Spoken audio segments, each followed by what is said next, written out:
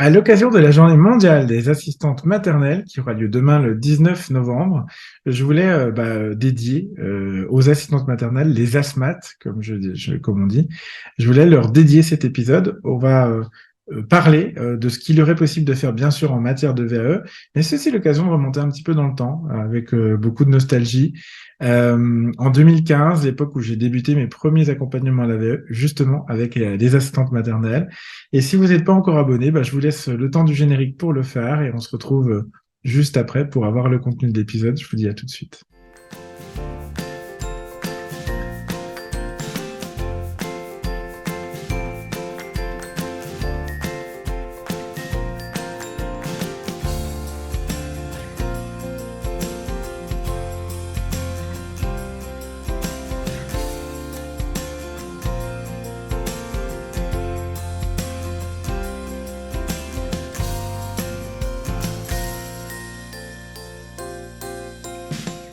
Bonjour à tous, j'espère que vous allez bien. Si vous êtes ancien ou nouveau sur cette chaîne, bienvenue.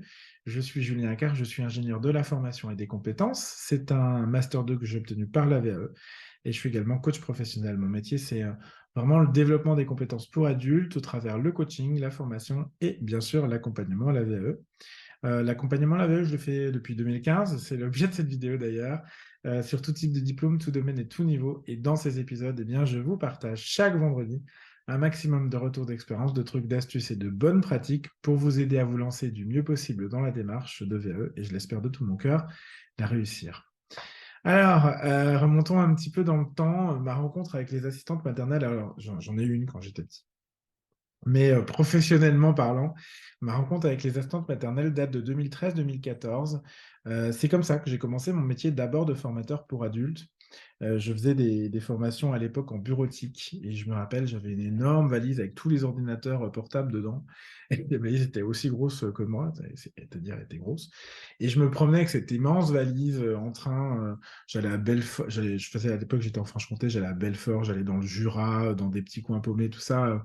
Et c'est marrant parce que euh, je crois que je suis vraiment. J'ai découvert le métier de formateur avec les assistantes maternelles et je crois qu'il n'y a pas meilleur public pour démarrer une carrière de formation. C'est un public qui est tellement adorable, tellement gentil, bienveillant, qui est toujours dans la. Enfin, comme elles sont aussi dans la pédagogie, à leur niveau évidemment avec des petits, mais du coup elles sont beaucoup dans la tolérance, l'acceptation des petites erreurs que moi j'ai pu faire au démarrage. Et on faisait des trucs super.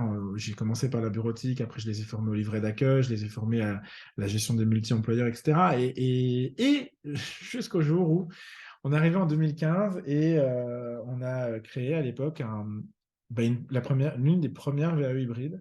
C'est-à-dire que d'un côté, il y avait l'accompagnement VAE classique où il s'agissait de les accompagner. Alors à l'époque, c'était le titre AMGE qui existe toujours. Le titre AMGE, c'est Assistante maternelle garde d'enfants. Et il y avait cette dimension accompagnement VAE en individuel et en collectif. Et il y avait en plus de ça le côté hybride avec, on avait ajouté une couche de formation en français, français compétences professionnelles. L'idée, c'était de sécuriser les parcours, notamment parce que c'était des filles qui n'avaient pas, comment je veux dire ça, c'est pas des cadres supérieurs qui écrivent tous les jours. On est vraiment sur un public qui est plutôt éloigné de l'informatique, plutôt éloigné du français écrit, en tout cas pour faire un mémoire. Et du coup, on avait fait, oui, à la fois un peu de bureautique et un petit peu de français. Donc, c'est comme ça qu'on avait créé le programme c'était un programme de 64 heures, je pense, à l'époque. Ça faisait un bel accompagnement pour faire de la VAE et c'était cool. Donc, c'est comme ça que j'ai découvert la validation des acquis. C'est comme ça que j'ai découvert les premiers référentiels. Je m'étais formé à l'époque même à Hyperia, hein. Hyperia, c'est la branche de l'assistante maternelle, enfin des assistants maternels pour la formation. C'est ma toute première formation VAE, c'est là-bas, à Hyperia, c'était en 2015. Voilà. Euh, j'ai adoré faire ces parcours de VAE parce que plus encore que la formation, où la formation c'était déjà hyper convivial, sympa et on apprenait évidemment énormément, mais en s'amusant. La VAE c'était exceptionnel, surtout avec ce dispositif hybride des formations. On avait des présentations orales, chacune des assistantes maternelles venait nous présenter une activité originale pour s'entraîner à préparer déjà l'oral VAE ouais, en prenant la parole en public, tout ça. Et c'est des parcours qui étaient, parce que j'en fais plus malheureusement, mais qui étaient vraiment passionnants. J'ai appris énormément sur la nature humaine, sur l'enfance, la petite enfance en plus, et puis sur le métier d'assistante maternelle, qui est un métier, franchement, chapeau, ceux qui font ça, celles et ceux qui font ça, j'en reparlerai un petit peu plus tard. Mais voilà, donc j'ai passé vraiment de super années parce que j'ai fait ça pendant au moins 2 ans, avec 2, 3 ans, je pense, avec de très très belles rencontres. Je suis même parti en vacances avec certaines asthmates au Portugal. Et je voulais vous en parler parce que des fois, quand on est assistante maternelle, on est un peu isolé. On est un peu chez soi, seul.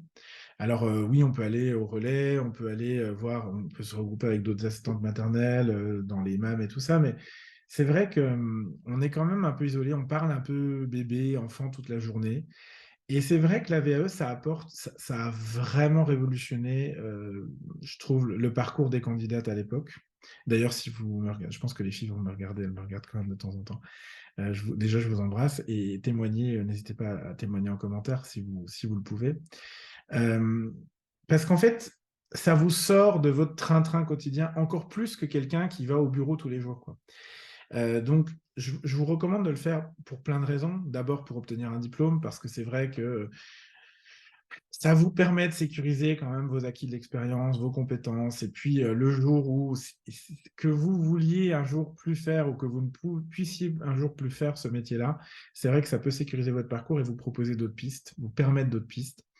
Ça peut aussi vous permettre de faire le point sur tout ce que vous savez faire. Et il y a quand même une logique, malheureusement, je le déplore énormément, de dévalorisation des métiers en général, hein, pas que assistante maternelle, des métiers en général, mais particulièrement chez l'assistante maternelle. Parce que c'est un métier qui est à domicile, donc les gens ils ont l'impression que parce que vous bossez chez vous, vous bossez pas. Bah, si, en fait, on bosse. Je dis ça parce que nous, on bosse depuis chez moi, hein, c'est mes locaux, c'est mon appart. Vous allez bientôt le voir prochainement. Euh, Qu'est-ce que je voulais vous dire? Je voulais vous dire, oui, c'est un métier qui est dévalorisé. Même les parents, je trouve qu'ils sont parfois, pas tous, heureusement, mais parfois, ils ont ce côté un peu boniche, servante, quoi. Et je trouve que revaloriser ses compétences et du coup revaloriser aussi le métier, parce que ça, c'est important, je pense que c'est important.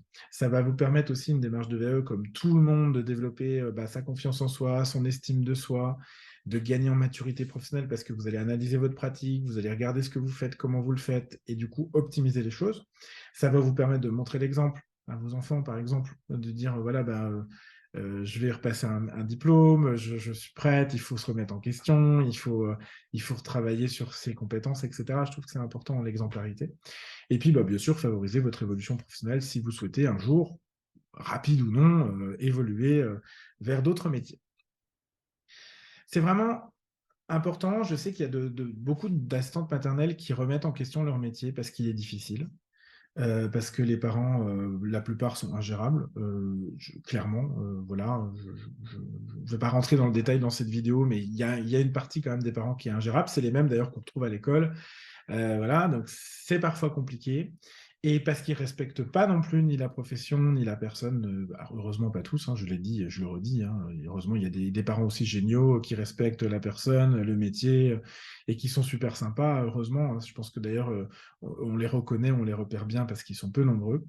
Il y a aussi certains enfants qui deviennent. Les enfants sont parfois compliqués à gérer parce que les modes éducatifs changent, parce qu'il y a les écrans, parce que voilà, il y a certaines familles même si vous mettez en place des choses en tant qu'assistant maternelle, quand ils rentrent à la maison, les parents ne suivent pas, donc ça peut durer longtemps. Il y a aussi des protocoles et des contraintes de plus en plus importantes, une réglementation qui est de plus en plus forte, on vous demande toujours de plus en plus de choses. Le travail à domicile, j'en ai parlé, qui peut encore être un problème. Et puis, je trouve de lourdes responsabilités, parce que accompagner le cheminement d'un enfant dans ses premières années, 0,3 ans, 0,6 ans, c'est quand même une lourde responsabilité en fait, hein, dans tous ces apprentissages. C'est des apprentissages qui le suivront tout au long de sa vie. On sait aussi que l'environnement de l'enfant contribue ou pas à son bien-être. Donc vous avez une responsabilité qui est quand même importante pour une rémunération qui n'est pas en adéquation, selon moi, avec cette lourde responsabilité. C'est d'ailleurs le cas de beaucoup des métiers.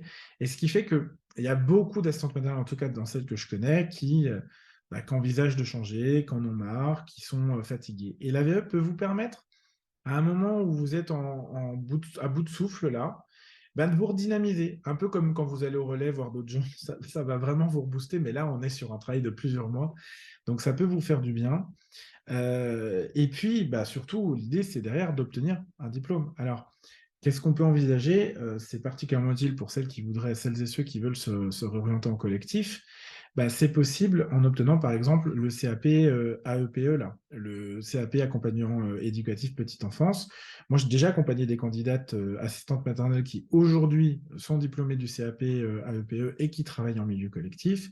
Il y a bien sûr le titre AMGE que vous pouvez faire, assistante maternelle garde d'enfants. C'est celui que je proposais déjà en 2015. C'est un niveau 3, c'est-à-dire un équivalent CAP, mais c'est un titre professionnel. Donc ça vous donne une plus-value plutôt dans votre secteur. C'est idéal quand vous voulez rester dans votre secteur, votre métier, pendant encore plusieurs années, parce que ça va valoriser vos compétences. Puis ça peut vous permettre aussi de négocier une rémunération supérieure parce que vous êtes du coup diplômé de ce titre-là. Et puis, il y a d'autres diplômes qui sont accessibles, cette fois en fonction de votre expérience. C'est-à-dire, si vous avez une expérience d'assistante maternelle et une autre expérience à côté, ben, on peut envisager d'autres diplômes. Moi, j'ai déjà accompagné des gens qui avaient sur des diplômes d'État EJE, donc éducateur jeunes enfants. Éducateur jeunes enfants. Voilà, donc il y a vraiment des choses à faire. Je profite de cette journée mondiale demain, bah déjà pour vous dire toute ma sympathie, la reconnaissance que j'ai pour le métier que vous faites et les responsabilités qui sont les vôtres.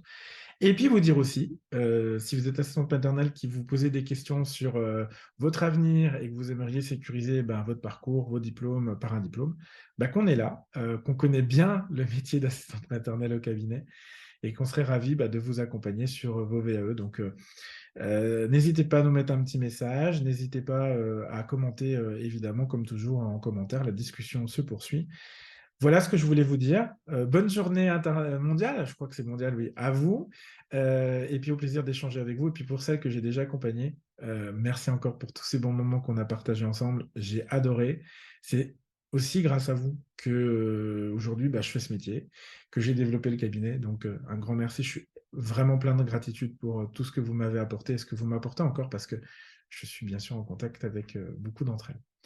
Voilà, c'est tout pour aujourd'hui. J'espère que ça vous sera utile. Je vous dis à la semaine prochaine pour un nouvel épisode du Conseil V de la semaine. D'ici là, portez-vous bien.